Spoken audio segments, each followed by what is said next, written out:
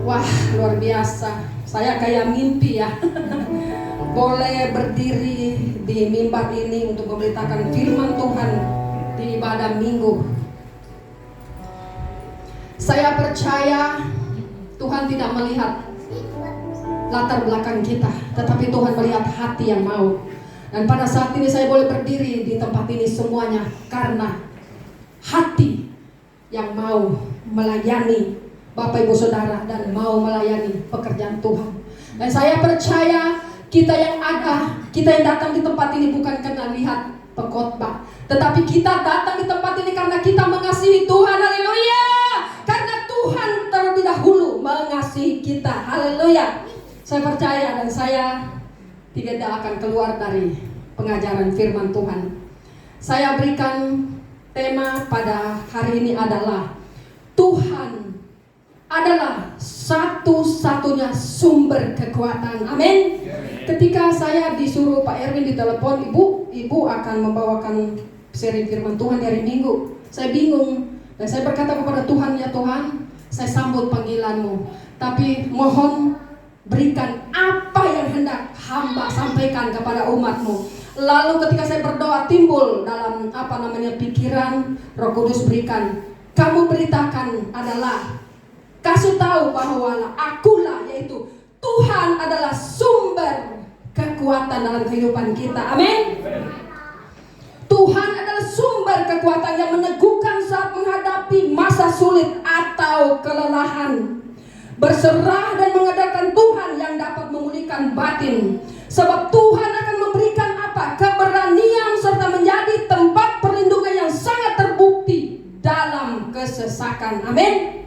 Haleluya. Mari kita jadikan Tuhan adalah sumber segala kekuatan di dalam kehidupan kita. Kita buka firman Tuhan di Mazmur 28 ayat 7 sampai 8. Saya akan menunggu, semua kita akan menemukan firman Tuhan supaya sama-sama kita boleh diteguhkan. Amin. Karena semuanya harus berdasarkan firman Tuhan. Saya tidak akan keluar dari firman Tuhan.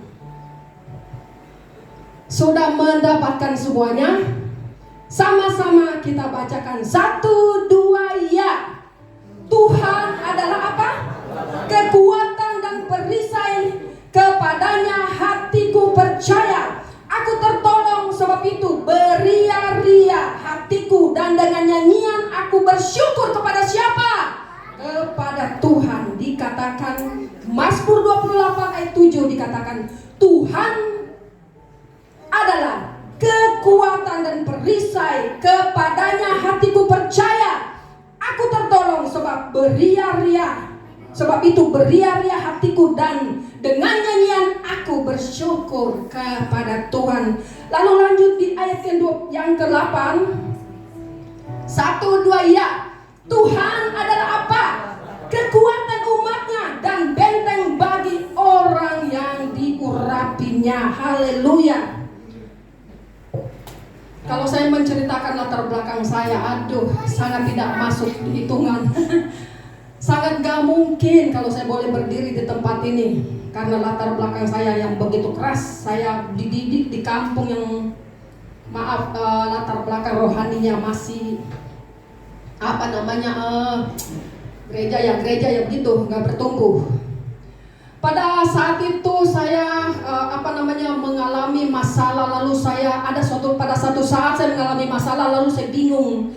Masalah ini kok bertubi-tubi, nggak ada jalan keluarnya. Pada saat di situ saya bingung kemana kira-kira saya untuk orang yang bisa diajak tukar pikiran. Nah pada saat itu saya dalam keadaan bingung itu, saya menuju ke gereja.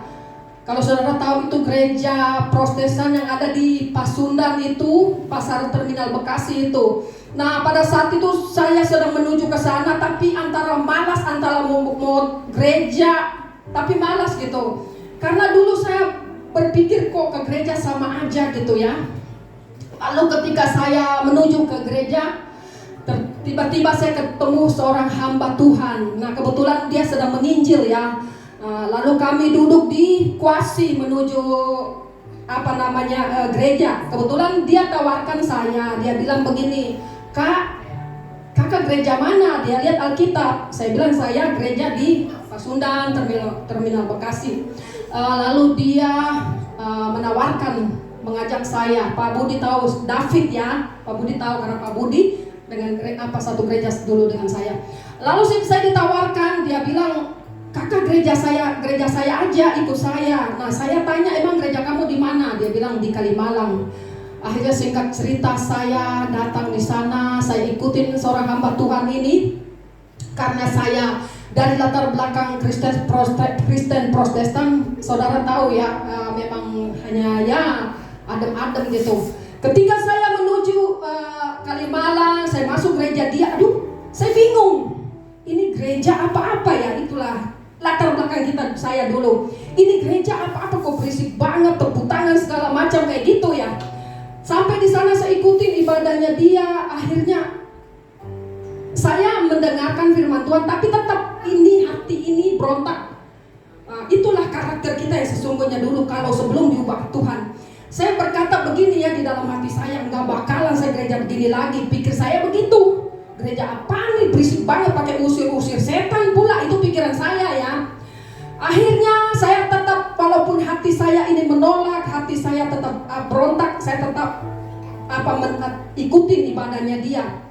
Singkat cerita, Pak Gembala berkata, siapa yang baru pertama kali datang, tolong maju ke depan. Saya pikir mau diapain ya saya ya, pikir saya dulu ya. Lalu saya ikutin, saya maju ke depan. Setelah maju ke depan itu, saya didoakan. Setelah didoakan, aduh kok enak banget ya, hati ini kok kayaknya plong gitu.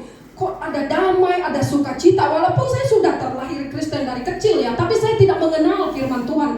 Jadi hidup saya yang dulu itu sebelum mengenal bertumbuh di dalam Tuhan tuh jelek karakter saya. Kenakalannya seperti kenakalan ya anak laki-laki lah begitu. Kerjaannya di laut saya dulu, bawa perahu sendiri. Tanya Pak Budi, pernah kita ke Cirata ya Pak Budi ya? Kami lagi ngobrol, tiba-tiba saya menghilang. Sampang yang diikat tuh saya buka, lalu saya dayung ke tengah danau. Sudah jauh itu, karena apa? Dulu saya sering begitu di kampung, mancing, bawa perahu sendiri. Jadi saya pulang sekolah itu kelas 5 SD, saya cuma pulang ganti baju langsung hilang. Di laut saya kerjaannya dulu. Nah jadi saya tidak mengenal yang kebenaran apa. Singkat cerita, begitu saya didoakan, saya merasa ada suatu kelegaan, kelepasan. Pikiran saya tuh enak gitu. Akhirnya apa? Berbeda pikiranku dengan rencana Tuhan. Lalu apa? Walaupun ini hati ini tadinya menolak, akhirnya saya datang lagi. Semakin enak. Ada 5 kali saya berturut-turut setia datang. Ternyata kok beda gitu. Benar ada sukacita di situ. Nah di situ saya mulai mengenal kasih Tuhan. Lalu setelah saya di situ, saya bilang kok orang-orang kok pada pintar berdoa ya. Saya doa Bapak kami aja nggak bisa. Ini bagaimana ini orang-orang kok bisa berdoa? Lalu seorang hamba Tuhan mendekati saya, tenang ibu, nanti karunia itu akan diberikan juga kepada ibu bagi siapa yang membuka hati kepada Tuhan, kepada Roh Kudus. Singkat cerita di situ lalu saya setia. Disitulah saya menemukan Arjuna saya. Nih orangnya, Bapak Yulianto. Haleluya. Ternyata dia juga sama. Dia juga dari latar belakang Buddha, lalu dia diinjili. Nah, pertama kali diinjili dia nolak. Dia bilang begini, enggak lah, salam aja buat Tuhan Yesus kalian, kata dia. Akhirnya salamnya sampai, amin. Nah, setelah itu saya mulai setia. Ternyata luar biasa ya. Nah, akhirnya kami ikut training bersama, mungkin Pak Budi duluan apa nggak tahu ya. Kami ikut training rohani di situ, mulai lagi berkobar pertumbuhan rohani. Mulai sudah bisa berdoa, artinya bertumbuh dengan pertumbuhan rohani. Nah, setelah itu apa yang terjadi? Saya sudah mulai dimuridkan, saya mengerti rupanya begini. Dari situ saya mengenal kebenaran yang sesungguhnya ada di dalam Tuhan Yesus. Jadi jangan dibilang kita rohani terlahir dari kecil kita mengerti kebenaran firman, enggak mengerti karena kita memang tidak diajari. Nah, di situ setelah saya mengenal lebih dalam lagi. Nah, saya bilang sama Tuhan, Tuhan, sudah saatnya saya butuh jodoh ya. Dan saya berdoa, pertemukan Tuhan saya dengan jodoh yang terbaik gitu. Ketemulah Pak Yuli di situ, amin. Dapat Tuhan, dapat segalanya, haleluya. Coba kalau saya cari jodoh di luar, belum tentu saya ada di sini. Inilah jodoh yang Tuhan persiapkan. Dulu dia masih lirik, saya dikasih permen sama dia. Oh, rupanya ada respon gitu ya. Rupanya ada respon. Akhirnya apa? Ketika saya sudah ada rencana di situ, saya lapor kepada Pak Gembala. Akhirnya kami singkat cerita kami di training pranikah di situ. Lalu Ibu Gembala berkata kepada saya, Kak Joyce, apakah Kak Joyce siap menerima Pak Yuli apa adanya? Kok dia manggilnya Abang Yuli apa adanya? Karena pada saat itu Pak Yuli belum ada kerjaan, dia hanya bantu cicinya ya. Lalu saya berkata, karena saya sudah mengerti firman Tuhan, saya berkata, ya saya siap bersedia. Lalu Bu Gembala bilang, Pak Yuli, apakah Pak Yuli siap menerima Kak Joyce? Karena Kak Joyce ini nggak bisa makan kalau nggak ada ikan. Jadi Pak Yuli harus siapkan dia menu ikan, jangan sampai nggak ada ikan, kayak gitulah pokoknya. Akhirnya apa? Ternyata kalau Tuhan sudah mempertemukan itu luar biasa. Singkat cerita, akhirnya kami menikah. Ketika kami menikah, tantangan lagi kami hadapi. Saya berdoa kepada Tuhan, saya mau menikah, orang tua saya hadir biar cuma salah satu. Ternyata Tuhan berkata, enggak anakku, saya hadirkan 3 sekaligus. Mama, papa, kakak saya bisa hadir. Sungguh hati ini bersuka cita kami menikah di gedung sekarang digantikan gedung Sartika Dharma Wanita di dekat Polres itu. Pak Budi dulu hadir apa bagaimana? Lupa ya? Belum mengenal ya? Belum. Nah, disitulah kami menikah. Nah, setelah kami menikah, tantangan baru mulai kami hadapi kembali. Habis menikah waktu itu saya masih ingat, habis 37 juta. Uang kembali cuma berapa? 2 juta. 2 juta. Kami mau perpanjang kontrakan pun nggak ada, nggak cukup. Lalu apa yang terjadi, Bapak Ibu Saudara? Kami ambil keputusan, cincin yang kami buat nikah itu kami jual kembali. Pak Yuli kalung jual kembali. Sambil kami berdoa, Tuhan, kami tidak punya modal apa-apa, tapi kami tidak akan pernah berharap kepada manusia. Kami berharap kepada Tuhan. Saya percaya Tuhan akan membuka jalan, amin. Ketika kami mulai berdoa berharap kepada Tuhan, apa yang terjadi? Tuhan lancarkan usaha kami sampai kami beli rumah yang di Harapan Baru hanya dengan modal berapa? 700.000. Bagi Tuhan tidak ada perkara yang mustahil ketika kita mengandalkan Tuhan, amin. Dan ketika saya sudah setelah saya mengenal mengenal lagi firman Tuhan, bertumbuh dalam Tuhan, Tuhan perhadapkan berbagai peristiwa yang terjadi. Nah, oleh sebab itu, apa yang bisa membuat saya kuat melihat peristiwa yang terjadi itu semuanya karena apa? Saya percaya kekuatan yang Tuhan berikan kepada saya. Suatu saat ketika saya di kapal, saya dipertemukan Tuhan, diperhadapkan Tuhan untuk tiba-tiba ada seorang ibu melahirkan di kapal itu kapal kecil, kapal kayu, boleh dikatakan itu hanya perahu kayu lah ya, karena tidak besar. Lalu dengan penumpang semua panik. Ada seorang ibu yang melahirkan dan saya pun saya belum punya anak, jadi belum mengerti. Nah, tiba-tiba ada seorang ibu melahirkan di kapal. Lalu pada panik semua. Sudah, saya tanya Tuhan, apa yang dah aku lakukan? Ya sudah, ibu itu melahirkan, ya sudah, saya bilang, ya udah, saya jadi bidan sementara di situ. Jadi ketika ibu itu melahirkan, keluarlah ini anak. Jadi saya ini mandi darah, penuh darah. Nah, apa yang membuat saya kuat kalau bukan Tuhan? Roh Tuhan memberikan kekuatan dari dalam, amin. Lalu singkat cerita, melahirkanlah ibu ini. Dan saya belum mengerti, namanya saya masih rumah tangga baru, belum mengerti. Lalu keluarlah si bayi ini, saya di mandi darah lah itu. Nah kata ibu-ibu, masih ada lagi Bu, apa itu? Rupanya ari-ari, masih ada ari-ari. Lalu saya bilang, ayo ibu teruskan lagi, karena katanya kalau itu naik ke atas bahaya untuk ibunya. Akhirnya apa yang terjadi? Keluar juga ari-ari itu. Nah Tuhan itu berikan hikmat, ini harus ada yang dipotong katanya. Tidak ada gunting namanya di kapal begitu. Akhirnya apa? Ada golok. Lalu apa yang terjadi? Saya suruh itu ABK kapal itu kan ada bambu ya. Bambu itu untuk mengukur kedalaman laut itu sebelum berangkat. Kalau dia masih dangkal nggak bisa berangkat karena nanti kapal kandas. Akhirnya apa yang terjadi? Bambu itu kami potong lalu ditajamin ya, dibikin kayak pisau. Dipotonglah itu ari-ari bayi itu, luar biasa. Kalau kita ada roh Tuhan yang ada dalam kita, maka kita akan menjadi apa? Menjadi kuat menghadapi apapun itu. Kalau kita di luar Tuhan mungkin kita ketakutan. Karena apa? Saya lihat ibu-ibu pada ketakutan. Nah, luar biasa. Saya lihat begitu turun dari perahu, saya lihat ibu ini sudah lenggak-lenggok. Saya bilang, Bu, ibu emang bisa bisa jalan? Sudah Bu, terima kasih buat pertolongannya. Lalu turunlah seorang ibu, lalu ya artinya gini, selamatlah si ibu ini. Saya katakan, kenapa sih ibu dalam keadaan hamil tua mau berangkat? Iya Bu, saya pikir saya belum melahirkan di kapal, ternyata sudah adik-dedeknya sudah keluar. Lalu saya juga diperhadapkan Tuhan untuk menghadapi penumpang yang di sebelah saya itu kena panah itu besi.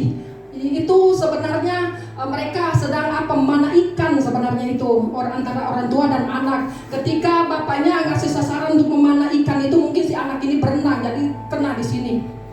Itu besi apa itu buat panah itu? Busur ya. Itu sepanjang hampir 2 meter. Lalu tuh anak ini sebelah saya ini, biru semua ini. Kenapa saya bisa kuat loh? Itulah saya percaya. Bukan karena kebetulan Tuhan perhadapkan seperti ini, tapi itu Tuhan berikan kekuatan dari dalam untuk menghadapi setiap peristiwa ini. Lalu saya doa kepada Tuhan. Tuhan berikan kekuatan saya supaya saya boleh menghadapi ini dan saya boleh meneguhkan iman anak ini. Dedek, ada yang kuat, anak remaja, ada yang kuat ya. Saya percaya sampai nanti operasi Tuhan tolong, amin. Bermacam-macam Tuhan izinkan terjadi peristiwa. Lalu saya juga pernah kunjungan seorang jiwa yang harus saya kunjungi, ada di rumah sakit jiwa, yaitu Pak Budi tahu, Ibu Seyin. Kenapa saya kunjungi di rumah sakit Grogol? Karena apa? Gila.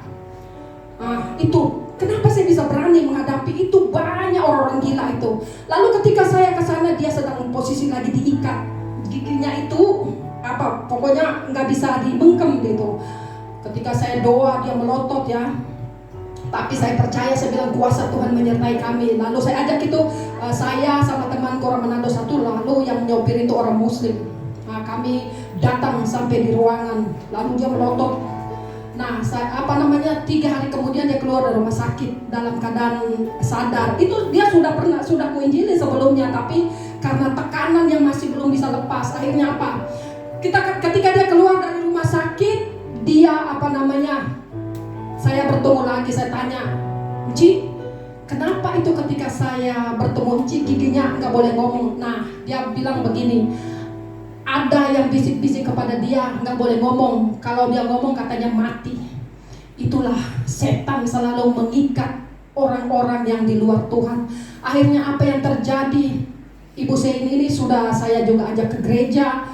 Dia lari-lari di gereja, minuman ibu kepala semua lah diminum, dia lari-larian. Tapi apa yang terjadi? Kami tidak mundur sampai di situ. Saya berkata kepada Tuhan, saya tidak akan mundur tanggung, mundur sampai dia lepas. Akhirnya dia sebelum dimenangkan dalam Tuhan, dia itu terikat obat 1 bulan 2 juta. Dia harus minum obat karena apa? Obat stres, obat penenang.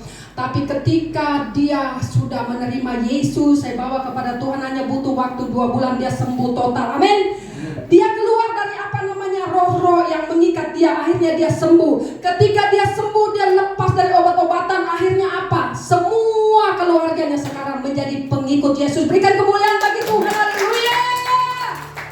Bagi Tuhan tidak ada perkara yang mustahil. Nanti suatu saat saya ajak dia untuk bersaksi di sini. Luar biasa latar belakangnya. Bahkan saya pun mendoakan dia dicekik ya, namanya orang gila, kita harus sabar. luar biasa. Ada begitu banyak kesaksian, tidak cukup nanti waktu untuk kita sharing. Kita kembali kepada kebenaran firman Tuhan. Amin. Kembali kita buka Filipi 4 ayat 13. Sama-sama kita akan membuka firman Tuhan. Maaf, khotbah saya masih saya tulis karena saya baru. Saya belum mahir seperti Bapak Gembala. Kita buka di Filipi 4 ayat 13. Sama-sama kita bacakan 1, 2, ya. Segala perkara dapat kutanggung di dalam Dia yang memberikan apa? Kekuatan kepadaku. Dikatakan segala perkara dapat kutanggung di dalam Dia yang memberikan kekuatan kepadaku. Jadi jangan pernah kita mengandalkan kekuatan kita sendiri, enggak akan sanggup. Amin. Di tengah-tengah dunia yang demikian, ekonomi makin merosot, kalau kita tidak mengandalkan kekuatan Tuhan, maka kita akan menjadi orang yang lemah. Saya perkunjungan di mana-mana udah banyak orang stres. Karena kenapa? Tidak mengandalkan kekuatan Tuhan, tetapi orang yang sudah dibenarkan oleh Tuhan, orang yang sudah ada di dalam Tuhan. Bukan lagi kekuatan kita yang bekerja, tetapi ada kekuatan dari Tuhan yang memberikan jalan keluar bagi setiap kita yang berharap kepada Tuhan. Amin. Lalu dikatakan, mengapa kita harus mengandalkan kekuatan Tuhan? Karena kehidupan manusia dipenuhi dengan apa? Tantangan, pergumulan, masalah, baik yang datang dari luar seperti masalah pekerjaan, keluarga, maupun tantangan internal seperti rasa takut, kekhawatiran, keraguan. Banyak orang berusaha menghadapi tantangan ini dengan kekuatan sendiri, namun seringkali hasilnya justru dia kelelahan sendiri dan hasilnya kecewa. Kita lupa bahwa sumber kekuatan yang lebih besar dan tidak pernah habis, yaitu Tuhan Yesus yang setia menyertai kita dalam setiap langkah kehidupan kita. Amin. Jadi jangan pernah mengandalkan kekuatan kita sendiri di tengah-tengah dunia yang makin rumit. Firman Tuhan berkata, dunia ini tidaklah semakin baik, karena dunia ini akan hancur dengan segala isinya pada waktunya. Tetapi orang yang tetap mengandalkan Tuhan akan mendapatkan kekuatan yang baru. Haleluya, haleluya. Kembali kita buka di firman Tuhan. Jadi pentingnya kita mengandalkan apa? Kekuatan dari Tuhan dalam setiap aspek kehidupan kita. Kembali kita kepada firman Tuhan. Yesaya 40 ayat 29.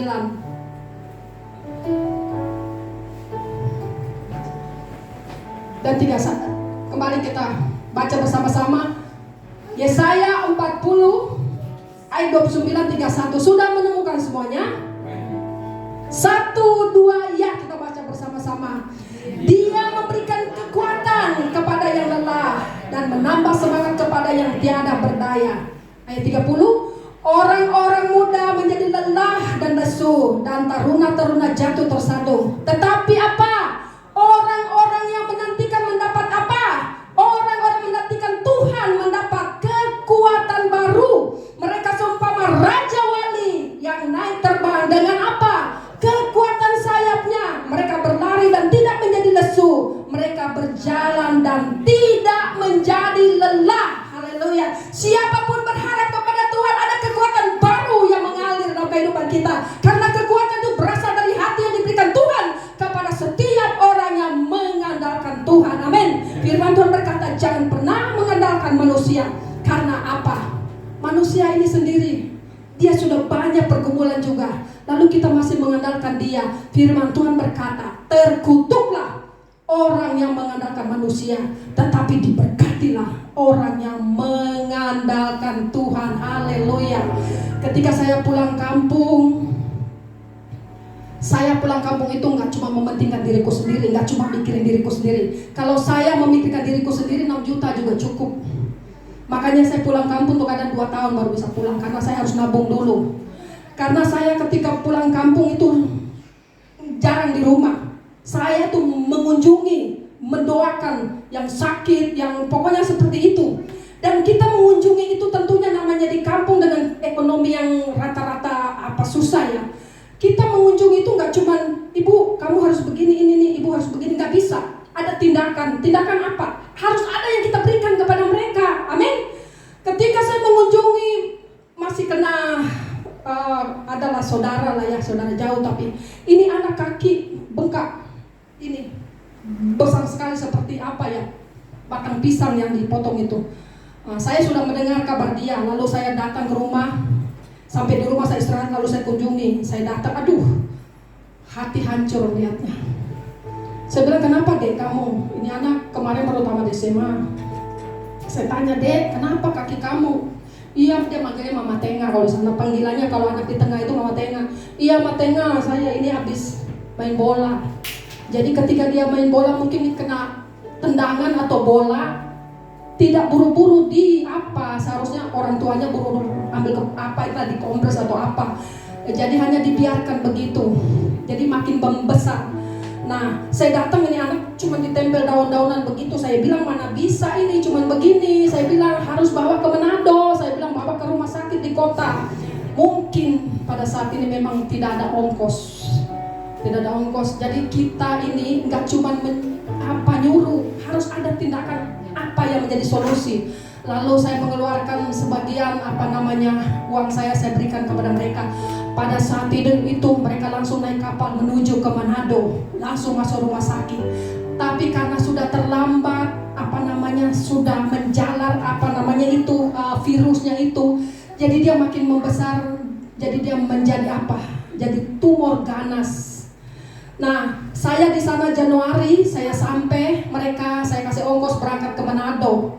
Lalu hanya waktu Januari, Februari, Maret, April, Mei ya ini ya, akhir Mei.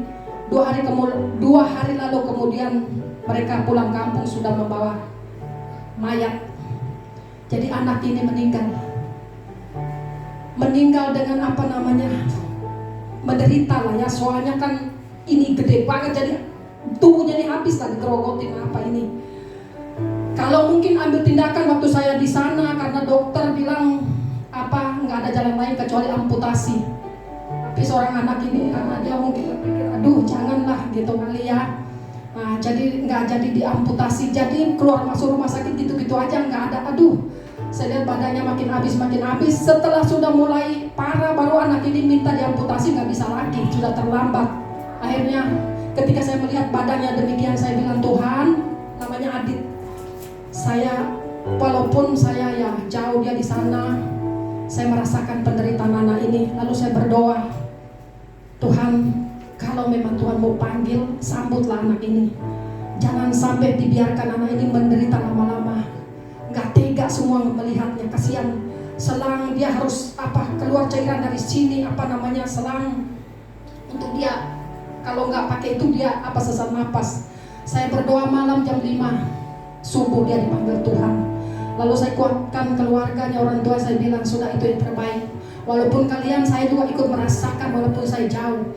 Itu yang terbaik Tuhan lakukan. Kenapa? Saya doanya begini, Tuhan, angkat penderitaan anak ini. Jangan biarkan dia menderita lama-lama. Akhirnya Tuhan panggil.